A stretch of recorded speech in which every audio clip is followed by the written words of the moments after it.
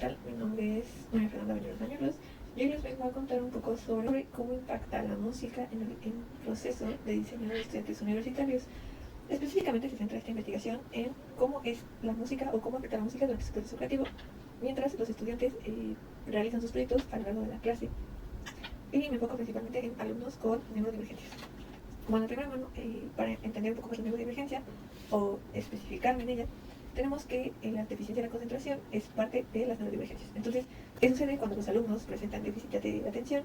Tienden a tener características o a presentar sintomatología que no les permite concentrar o estar al 100% durante las clases. Entonces, estas situaciones llegan a repercutir negativamente, afectando, generando, creando tanto retraso en la escuela, entregas tardías de proyectos o de trabajos en equipo, tareas, etcétera. Es porque cuando tienen los estudiantes déficit de atención, normalmente lo que sucede en su cerebro es que tienen una alteración. Su cerebro no ha madurado lo suficiente, no ha desarrollado las conexiones necesarias para crear el aprendizaje o generar estas conexiones para seguir adquiriendo nuevos conocimientos y conectarlos con los pasados. Sí existen, o se han realizado estudios en donde podemos observar cómo los estudiantes eligen o prefieren escuchar su música que les agrada. En un estudio que se hizo, las personas que eligieron la música que les gustaba contra las que eligieron no escuchar música tuvieron mejores resultados en cuanto a la atención de la actividad que estaban realizando y los mantuvo más despiertos y evitaron distraerse fácilmente contra los que no estaban escuchando la música que les gustaba o música en general. Ahora, dentro de nuestro cerebro, en la propuesta, lo que sucede es que cuando nosotros estamos escuchando música, vamos a liberar dopamina. Esto nos va a generar bienestar y a su vez vamos a generar la que es la serotonina para estar nosotros tranquilos, ¿no? Autorregularnos y poder establecer o entrar en un punto de paz donde se reducen justo los niveles de estrés, que es la adrenalina. Y parte de los procesos cognitivos que se ven beneficiados o afectados por la música puede ser la percepción, la atención, todos los procesos cognitivos que afectan a la memoria de corto plazo y a largo plazo. Y tenemos lo que es el estudiante de diseño industrial. Y estos alumnos o este tipo de personas se categorizan o entran en la categoría de personas que tienen un aprendizaje kinestésico. ¿Esto qué quiere decir? Que estas personas suelen ser alumnos que tienen que realizar las actividades, que tienen que interactuar con su entorno, que tienen que generar experiencias para poder generar este conocimiento. Entonces, parte de su proceso creativo, dentro de la misma naturaleza del estudiante de diseño industrial, tienen que tener o buscar la forma de interactuar con lo que están viendo, escuchando y hacerlo al mismo tiempo para que puedan adquirir conocimientos. ¿Qué pasa con las personas neurodivergentes? Que algunos, si la actividad les gusta muchísimo, les interesa, esta actividad va a ser muy fácil de que sigan como esta secuencia de escuchar y hacer. Pero a los alumnos que no les interese tanto la materia o el contenido o la actividad, este proceso creativo no va a ser tan fácil por lo mismo de la presencia de sus neurodivergencias. O van a estar realizando o buscando actividades o buscando estímulos que los incentiven a seguir con la actividad o poner atención en clase, etc. O simplemente se van a desinteresar y no van a participar, no van a generar estos conocimientos o van a participar dentro del proceso. Se desarrolló fue una metodología para introducir estímulos musicales dentro del ambiente de clases. ¿Qué es lo que pasa? Porque no se utiliza propiamente música y audífonos. Bueno, para los estudiantes de diseño específicamente, como la mayoría de las actividades escolares requieren interacción entre los mismos alumnos y se busca que justo también resuelvan sus dudas con sus maestros y que aparte de todo los estudiantes también generen interacción con el ambiente, con su entorno, dependiendo de la actividad o el trabajo a presentar. Bueno, se busca que no se aíslen con la música para que puedan seguir o mantener estas convivencias. Ahora, ¿cómo evitamos que se aíslen, pero que sigan escuchando música para poder probar cómo funciona su interacción? Ok, la propuesta va con instalar o colocar una bocina dentro del salón de clases. Esta bocina va a permitir que todo el grupo de los estudiantes escuchen la misma música durante toda la actividad de la clase y que al mismo tiempo el volumen justo también fue controlado, no tenía o no pasó del volumen conversacional que los estudiantes tenían para justo permitir esta dinámica en la que hubiera apertura tanto de los docentes, del docente con los estudiantes y de los mismos estudiantes. Se planteó que si el déficit de atención les provocaba alteraciones en su déficit cognitivo, este les iba a ocasionar dificultades dentro de su aprendizaje, que iba a causar problemas con autorregulación, emisión de respuestas, control ejecutivo, etc. Entonces, ¿qué es lo que necesitamos? Que detener estas dificultades ejecutivas que ellos van desarrollando y incentivarlas o generar estas conexiones para que la atención y el enfoque y el aprendizaje y la retención puedan seguir su curso normal del aprendizaje. ¿Cómo se logra esto? Pues tranquilizando o aumentando la atención y la concentración de los estudiantes por medio de algún estímulo que desencadene esta estimulación cerebral, pero no estimulación física para autorregularse. Y para seleccionar o para obtener concretamente datos sobre qué estudiantes sí eran neurodivergentes y presentaban déficit de atención contra los estudiantes que no eran neurodivergentes y que no presentaban déficit de atención. Se realizó una prueba llamada ASRS, que es de autodiagnóstico. Esta prueba lo que ayudó fue que los estudiantes pudieran obtener sus propias respuestas, sus resultados sin necesidad de consultar a un profesional. Ahora, esta prueba no sustituye ninguna consulta profesional o médica. Simplemente es un test rápido, autoinformado para cualquier adulto, que permite ayudarle a conocer qué sintomatología pudiera presentar. No. Para la selección musical que se tomó en cuenta, lo que se consideró es que justo tuviera o se encontraran los beats por minuto arriba de 120 en la mayoría de los casos. Únicamente en la situación de sonidos binaurales fue que los beats fueron menores a 120.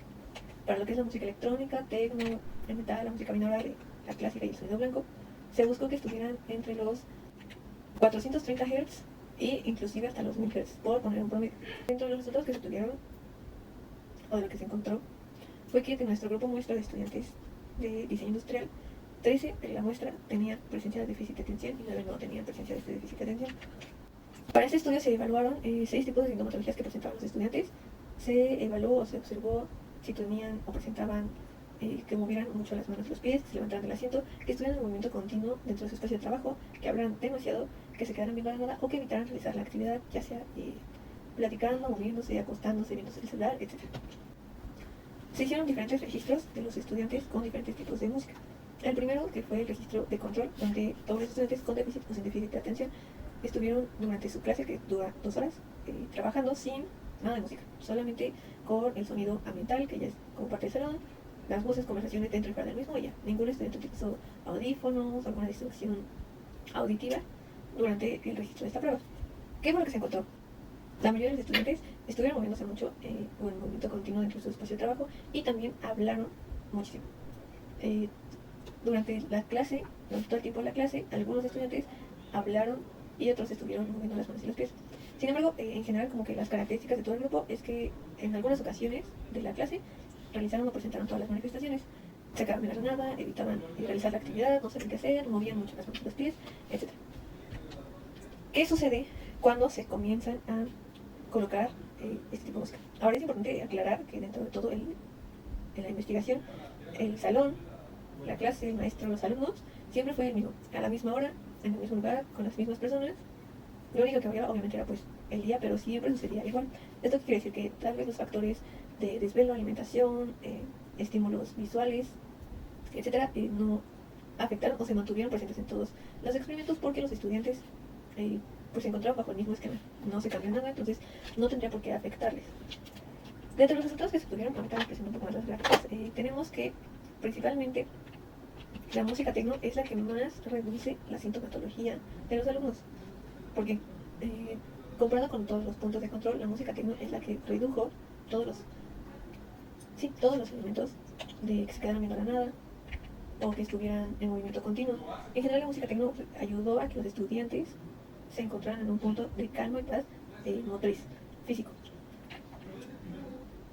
También el metal la música metálica, es decir, el metal tiene un papel similar a la música techno. Sin embargo, aquí la diferencia es que la música de heavy metal lo que generó es que incentivara que los estudiantes platicaran. Entonces, para actividades que requerían un poco más de comunicación, de interacción entre los mismos estudiantes, el heavy metal puede ser una excelente o una buena opción para que puedan ponerse a trabajar y a generar ideas, dar opiniones, establecer más diálogo entre los estudiantes y el docente.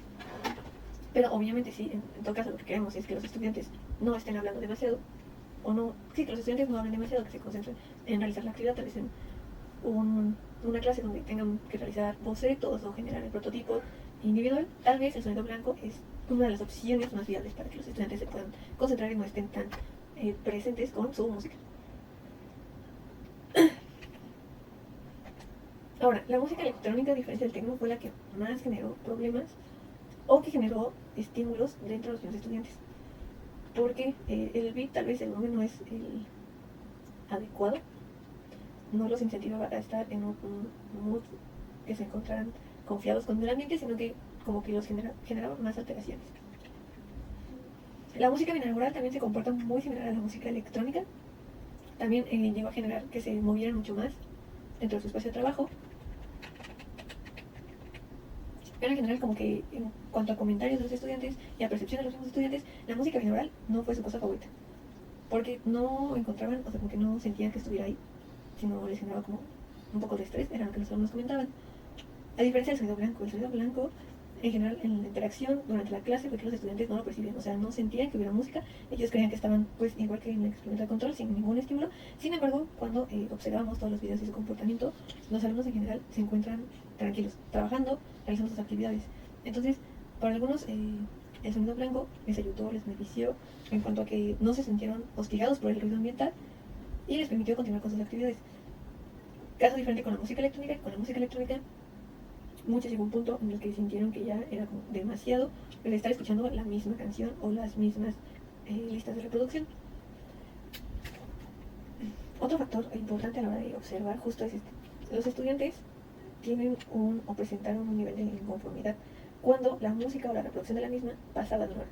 Cuando pasaba la hora, cuando cumplían sus 60 minutos escuchando la misma música, los estudiantes ya tendían a cansarse, o sea, buscaban otro tipo de reproducción.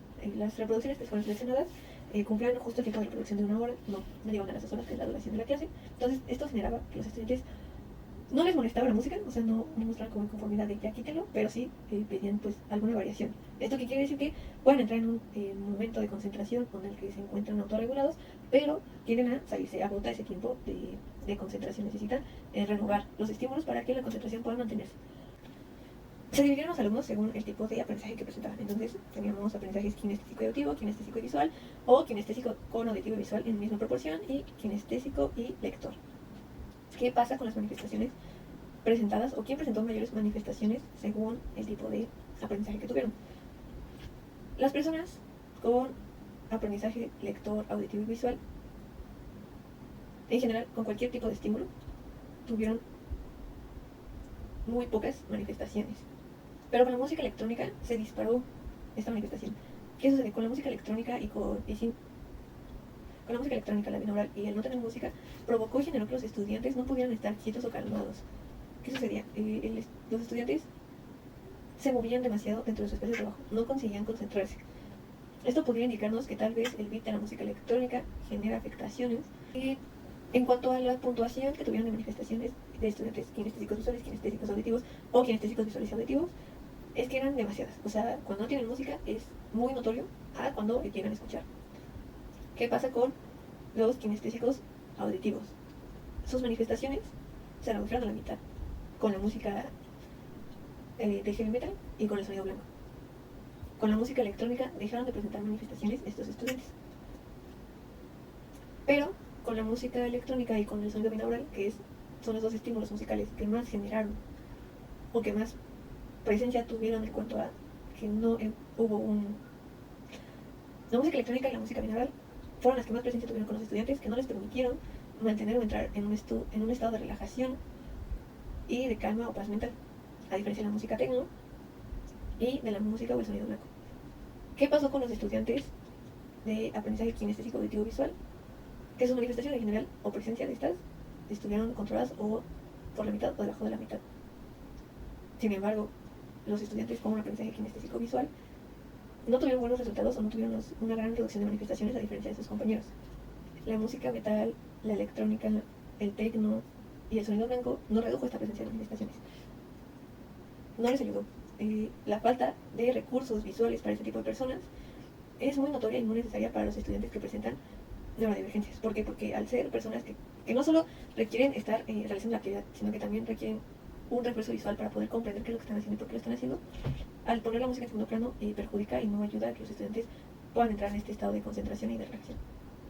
Caso contrario con sus compañeros que tienen como segundo aprendizaje el aprendizaje auditivo. Cuando pueden o tienen como segunda herramienta el aprendizaje auditivo, es más fácil para ellos que pongan esto en segundo plano y no les perjudique.